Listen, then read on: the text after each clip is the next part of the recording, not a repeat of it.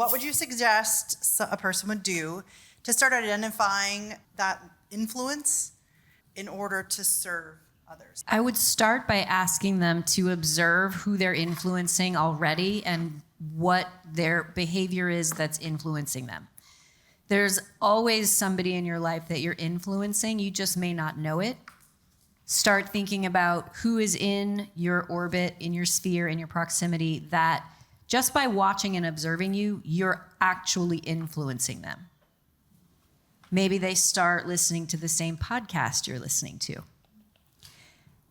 Whoever's married in here knows telling your husband or your partner what to do is never going to work. However, if you're modeling a way of being and you detach from anything as an outcome, all of a sudden you watch them eat better. You watch them get up earlier. So you are influencing people around you all the time. So I would start by noticing who you're influencing and what it is you're doing that's influencing them.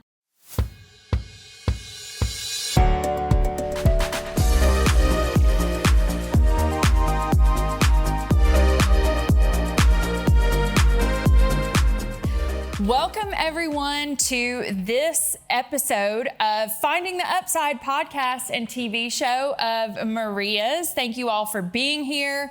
I would like for each of you just to introduce yourself really briefly for the podcast and let everybody know who you are and what you're all about.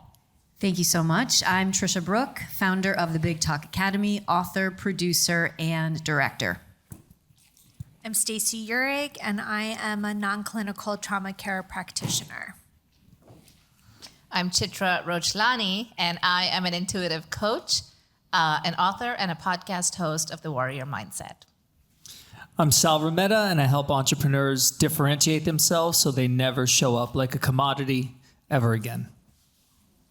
That is awesome. Thank you, guys. Okay, I do have one question from the audience already, and it's for Tricia. What's the number one thing a speaker needs to do to be invited back? That's such a great question. Show up early, end on time, be easy to work with when it comes to the tech team, and ask the host how you can support them, and also make sure the other speakers know how amazing they are. That's great. Okay, do any of you guys have any questions that you would like to ask? Please use the microphone. What are the things that you find the most challenging about getting your message out there? Who wants to start? I mean, I think the thing that would be most challenging is the fact that some people reject it. They don't want to hear it. And you have to kind of stay firm in your expertise and what you know to be true, and just continue to share it, knowing that at some point it might be something that they come back to. I think the most challenging thing of the work that I do and I teach is that people want quick fixes. And I am anti-quick fix. So that's my biggest challenge, is to show them the value of doing the hard work and doing it all. Yeah, I'd say let's not rob people of the opportunity to experience our work because of the judgments we put on our work or what they're going to think of our work, right? Let's just put it out there. Let the message breathe, declare it, and then we'll see the outcome and we'll experience the results. But don't rob people the opportunity to experience it. And I'll just add to Sal and Chitra and Stacey that if you have a message and you are not sharing it because you can't get on a stage or you don't have a platform, those are limiting beliefs. You can create your own stage, you can create your own platform. And so just know that if you have something really important to say, you have to be relentless at going after creating the platforms that you can share it from. Anybody else? Questions? Okay. Okay, my question is for Stacy. You were mentioning about dealing with anxiety and trauma, and earlier I had suggested that when people are in the midst of the storm and sometimes getting their feelings and emotions and questions about themselves out during that time, it could be extra powerful instead of just letting it go and go and go. Like, what are your thoughts besides journaling? What can people do when they're like right in the midst of all of that to help them so it's not just an ongoing cycle?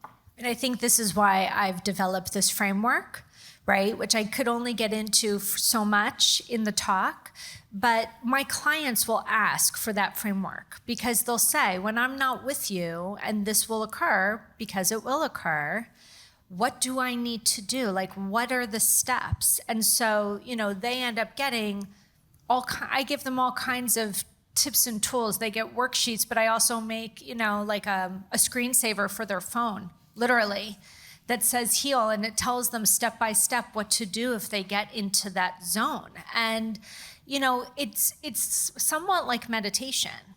It's a purposeful, intentional practice to say, okay, she told me, once when you're stuck because you feel it. So just recognizing it and not labeling it and just saying, okay, it's happening now. Instead of going into that panic because it's happening, you feel empowered when you have a framework that you can work through. And then when they can work through each part of that framework, like a meditation, it takes practice, but each time the goal is that we'll never have it. I'll use anxiety for an example. You need anxiety for certain things. Like if you're about to get hit by a car, I hope you feel anxious. Like you need to be able to activate and motivate. There is a purpose for it. The problem with anxiety from the majority of people is that it is overactive when it's not required. And so the goal is not to never have it. The goal is to diminish how often it shows up, how long it stays when it does show up, and the intensity of its duration. That's what we're really looking for. And making sure it's really coming in more in alignment to when it actually needs to be showing up in your system. So I think to answer your question, it's really having a framework to work through, because otherwise, if we don't have that structure, the part of your brain that needs to think is gonna be offline. That's why you need to give them something to kind of look at and hold on to. And follow up to that, and this will be for all of you guys, what's your best tip for making these frameworks a practice that you actually do? I mean, this is why I give it to them as a lock screen for their phone, honestly, because it's not gonna be intuitive right away. It will become, just like breathing, it'll be something that they can harness, but each one of us needs to give out some sort of tip and tool and trick at the beginning to help somebody start a new habit when it comes to working through an emotion. Yeah. I think it comes down to commitment. And there's a man who's incredible. His name's Steve Hardison, who I got to spend some time with. And he talks about something called a mother's commitment. If you're a mother in the room, raise your hand. Okay. If your child's about to go hungry and there was someone standing in the way of your child eating, are you going to kill that person if need be? That's a mother's commitment. And so I think it comes down to commitment. It's easy to treat everything we're talking about as something we know we should do, we should get to. We treat it as the soft stuff. And I recently heard someone say, treat the soft stuff hard. And so what that would look like, something you can actually implement, put it on your calendar. Make it like it's the most important meeting you have with yourself, to take some time and immerse yourself in the HEAL framework, the SMILE framework, the self-forgiveness framework, right? You guys, you have the tools from today. So what are you going to do with it? Just commit to one of those things. That's great advice. As a leader, how do you guys keep your mindset strong during tough times? I'll just say, I'm all about that mindset, right? The warrior mindset. So the first step in my 3 A's that I talk about in my book is awareness. You have to have awareness of what is going on in here before you can change it or turn it into something positive or upbeat. But if you don't have awareness, you can't change it, right? So step 1 is awareness. Step 2 is acceptance. That's the hard one, right? We know there are things we want to change, or we know there are thoughts that we have repeatedly that are not positive, but accepting that about ourselves is hard. And then when we have awareness and acceptance, we lean into action. So if you are starting to become aware of your mindset today for the first time, just keep at it. Sometimes, as Eckhart Tolle says in A New Earth, he says the awareness sometimes comes 2 days later. Sometimes after you've done it over and over, the awareness happens while you're actually having the negative thought. And then there will be a time when you'll have the awareness right before. And then you'll have the awareness when it's just starting to get triggered. So follow that awareness journey as it comes up, and then see how you can get ahead of it. That's great. Anybody have any questions or follow-up so far? Use the microphone. Yep. This is for Tricia. Tricia, I know that you were the producer for TEDx. Tell me if I got that right. TEDx Lincoln Square. Yes. And if you could share, if you will, why you stepped away from that, what were the reasons, and also elaborate on, there's so many TEDx platforms. There's one that just opened in Montclair now. Talk about that and what that means, and just kind of attach that to your reasons for stepping away from that platform. Great question. I think one thing that I want to start by saying is that many speakers think they should take any stage that's offered to them, and it's actually not the case. You want to audition the event organizers and the conference planners just as much as they're auditioning you. And so it's really important that you vet the stages you're going to take so that they're aligned with your values. You know that there's going to be good video and audio assets that you can walk away with, that you're going to be in a room of speakers who are going to help lift you up and are going to add to your brand awareness. So it's really important that you understand that you need to vet the organizers that you choose to work with or that you choose to apply to speak on their stages. I loved being the TEDx Lincoln Square producer in New York City for 2 years. I produced the show just like a Broadway show. We had performers from Broadway singing, dancing. I had an MC. All of my speakers were well-trained and rehearsed. I knew that they were going to show up and deliver an amazing idea worth spreading. And I really loved being the organizer. And I'm a theater producer, and I want creative control. So I stepped away because I did not want to be boxed in to what the TED brand wanted for me. So I essentially outgrew that brand. And then I started creating my own events. I think that right now there was a massive explosion of TEDx events. And essentially it's like a franchise. When you are a TEDx producer, you have to apply to get your license. You're not paid. So you're paying to put on that event. You can sell tickets so you can recoup your costs that way, but you're not paid. And they don't teach you how to produce an event when you get your license. So they ask you all these questions about what's the idea worth spreading, what kind of town are you from, what's going on in your community, but they don't ask you if you know how to produce an event. Mm-hmm. So you get all of these folks becoming TEDx producers who have no idea that you need a team, that you need to provide script analysis for your speakers, that you need to provide coaching for them, good coaching, not pretend coaching. And so there are all of a sudden all these TEDx events that have been watered down because there's no quality control. And they're trying to do a better job at that. When you are a TEDx producer, you're required to show a film at the very top of your event.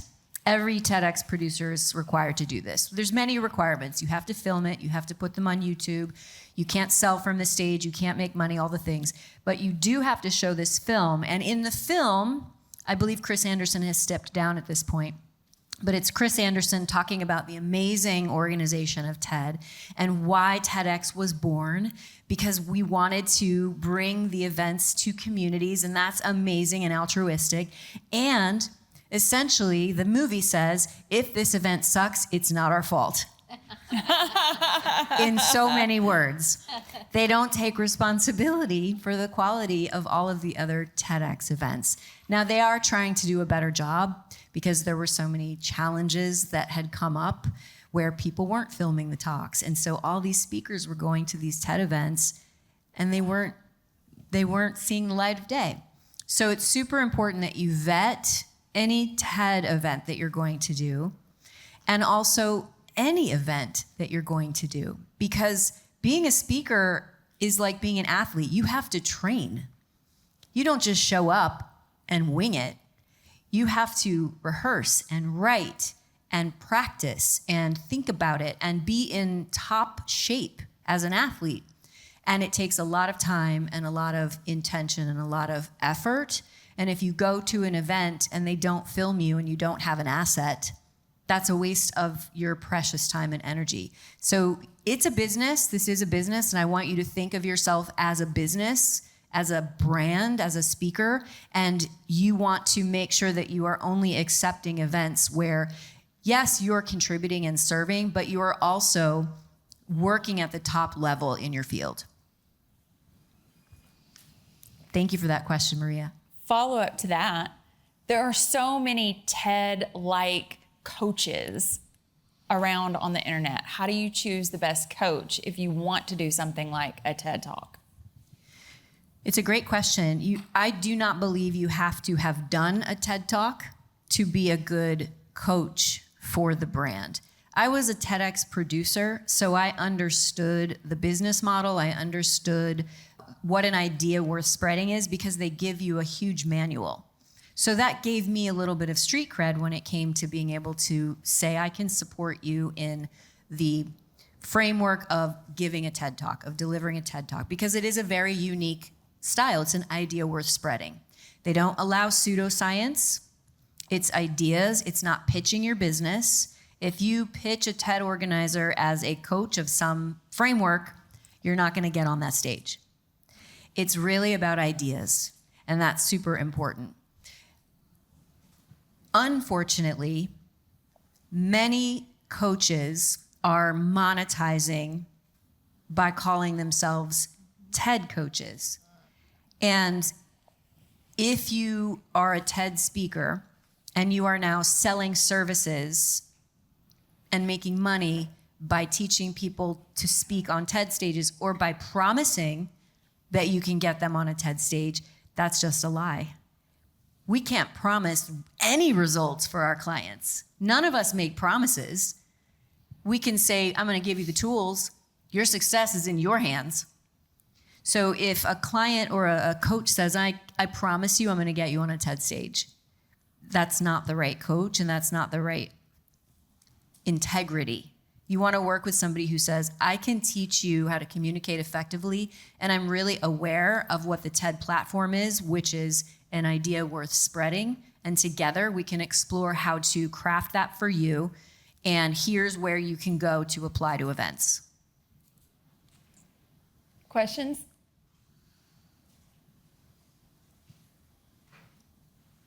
Anybody? Again, I love all of this. My brain hurts. There's this culture now. Just to give like some context and backstory, I have 3 brothers. Yet I am the son my father always wanted, in like so many ways, right? Grew up a tomboy, have worked with men for the last 15, 20 years. I used to work in mixed martial arts. And they do what Sal does, but basically on the athlete level. I am the greatest. Muhammad Ali said that before he was the greatest. But on the emotional, spiritual level, they have an issue with it. Not all men, but some men. And there's this huge talk with like toxic masculinity and all this stuff. And I don't necessarily believe that. This is June, it's Mental Health Awareness Month for men specifically. And I have such a men's compassion for them.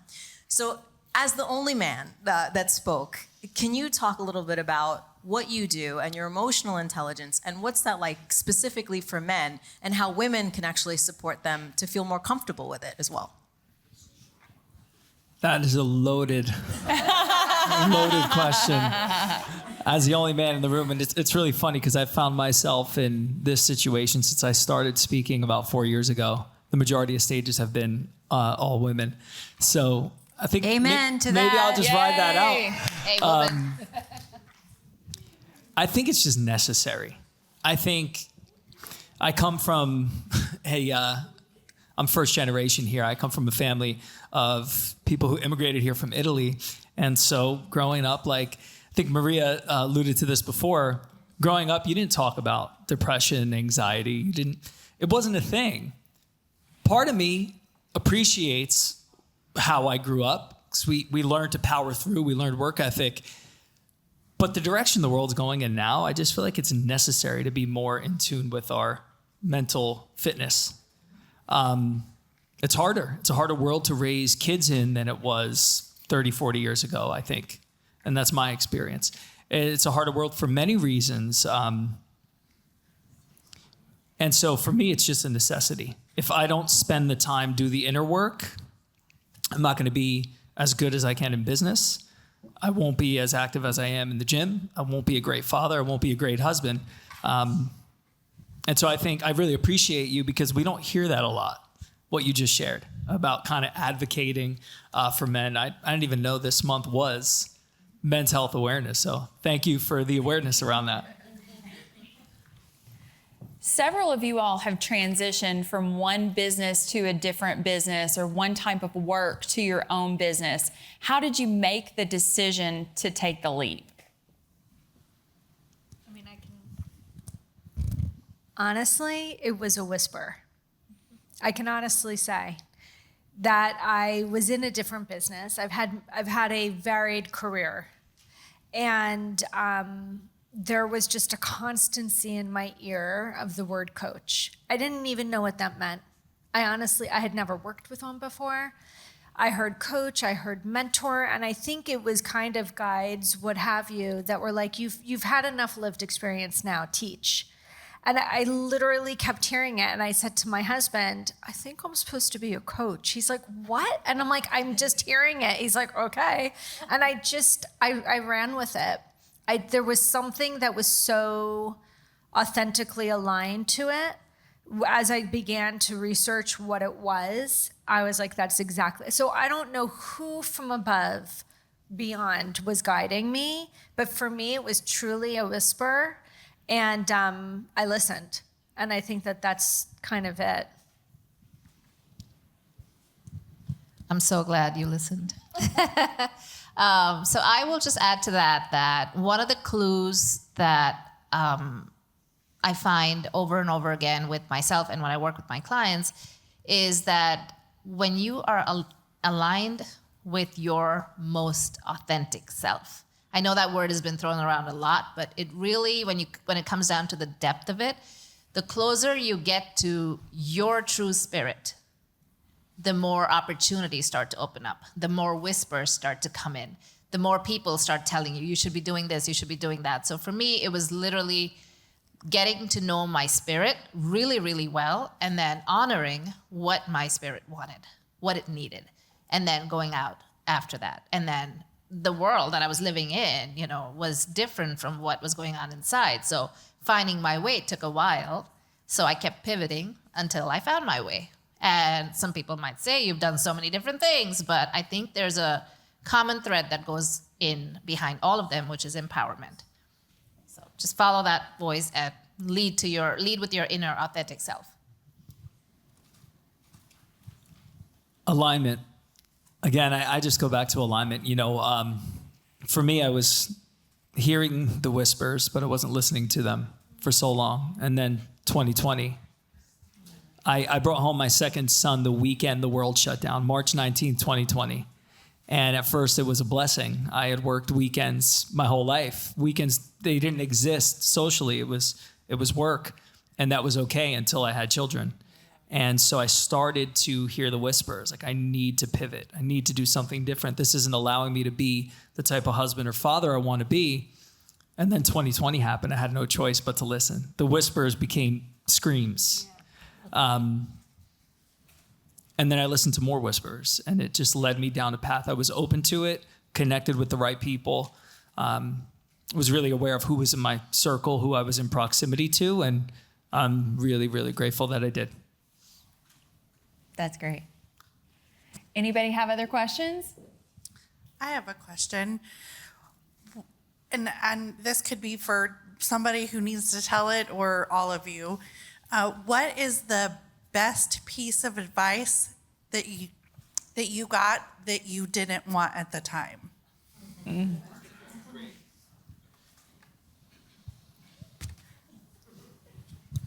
I can go. This is easy for me. I've gotten a lot of advice that I didn't want to hear because I have put myself in front of coaches and paid them good money.